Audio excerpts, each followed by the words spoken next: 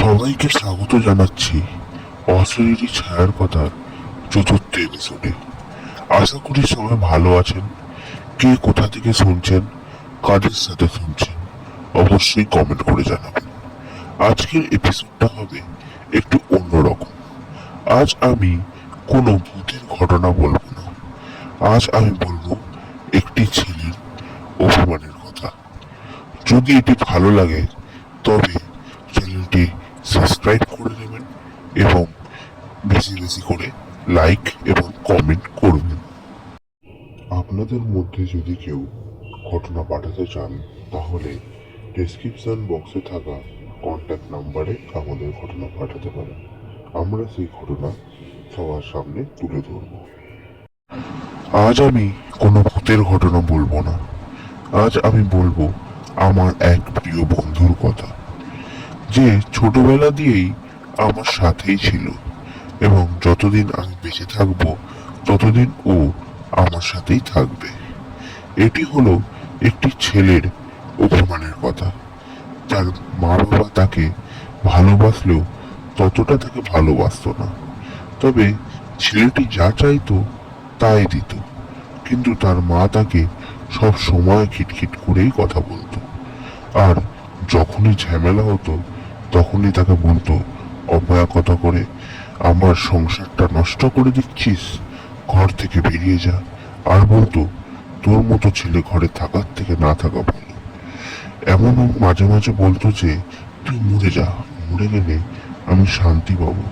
তবে ছেলেটি তার মা বাবাকে মন দিয়ে ভালোবাসত, কিন্তু তার মায়ের এই দুর্ব্যবহার তার মনে খুব কষ্ট দিত।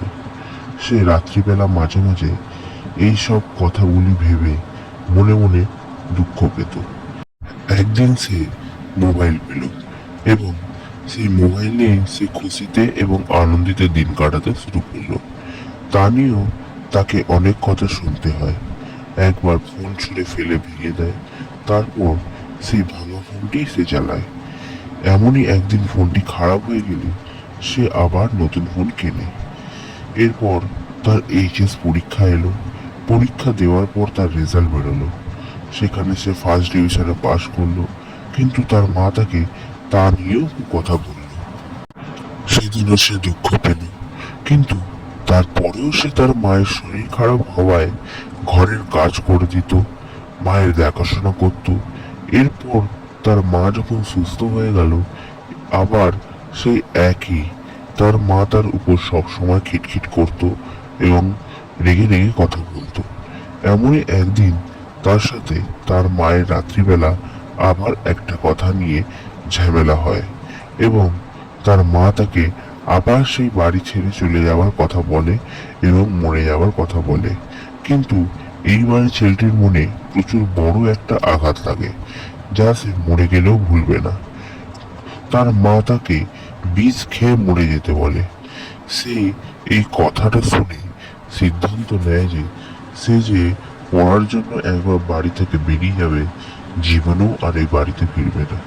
সে তার 3 বছরের পড়াশোনা করে একটা চাকরি পাওয়ার পর মাইনে পেলে তার কিছুটা তার বাড়িতে মা বাবার কাছে পাঠিয়ে দেবে, কিন্তু সে আর বাড়ি ফিরবে না। সে দূর থেকেই তার মা বাবাকে দেখাশোনা করবে এবং যা দরকার পড়বে তাই দেবে, কিন্তু বাড়ি আর ফিরবে না।